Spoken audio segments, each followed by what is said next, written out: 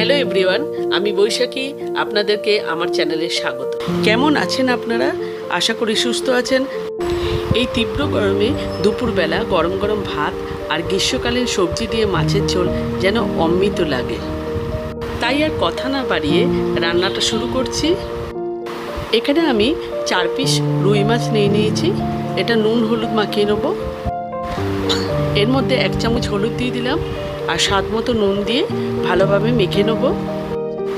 এখানে আমি সবজির মধ্যে নিয়েছি ঝিঙে লম্বা লম্বা করে কেটে নিয়েছি, পটল লম্বা লম্বা করে কেটে নিয়েছি আর আলু লম্বা করে কেটে নিয়েছি। এগুলো ভালোভাবে ধুয়ে নিয়েছি। কড়াই সর্ষের তেল দিয়ে দিয়েছি। তেলটা গরম হয়ে গেছে, মাছগুলো ছেড়ে দিলাম একটা একটা করে।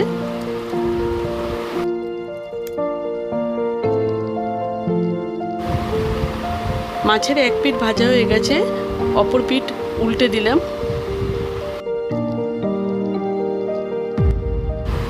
মাছগুলো ভাজা হয়ে গেছে, আমি একটা প্লেটে তুলে নিলাম। তেলের মধ্যে 1 চামচ কালো জিরে দিয়ে দিলাম। এরপর আগে থেকে ধুয়ে কেটে রাখা ঝিঙে পটল আলু একে একে দিয়ে দিলাম। এরপর 1 চামচ হলুদ দিয়ে দিলাম, দিয়ে ভালোভাবে নাড়াচাড়া করে ঢাকা চাপা দিয়ে দিলাম। অন্যদিকে আমি একটা বাটা মশলা করে নেব। তার জন্য মিক্সিং বাটিতে 1 চামচ গোটা জিরে দিয়ে দিলাম, 1 চামচ গোটা ধনে দিয়ে দিলাম, কয়েকটা গোলমরিচ, কয়েকটা লবঙ্গ দারচিনি দিয়ে দিলাম, কিছুটা পরিমাণ টমেটো কুচি দিয়ে দিলাম, কয়েকটা কাঁচা লঙ্কা দিয়ে দিলাম আর দিয়ে দিলাম গ্রেট করা আদা। এরপর জল দিয়ে একটা পেস্ট বানিয়ে নেব।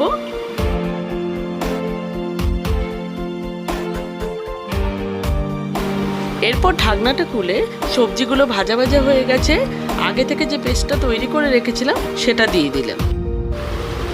বন্ধুরা, আপনারা এখানে গুঁড়ো মশলা ব্যবহার করতেই পারেন, কিন্তু বাটা মশলা দিয়ে এই মাছের ঝোলের স্বাদ অনেক গুণ বেড়েও যায় আর খেতেও তৃপ্তিদায়ক লাগে। এর মধ্যে 1 চামচ লঙ্কা গুঁড়ো দিয়ে দিলাম, পরিমাণ মতো চিনি দিয়ে দিলাম আর দিয়ে দিলাম স্বাদ মতো নুন। এবার মশলাটার সাথে সবজিটা ভালোভাবে কষিয়ে নেব। আমি এখানে রুই মাছ দিয়ে করেছি, আপনারা এখানে বাটা মাছ দিয়েও এই রকম ঝোল বানিয়ে নিতে পারেন। আর এই পাতলা মাছের ঝোলটা অসম্ভব স্বাস্থ্যকর।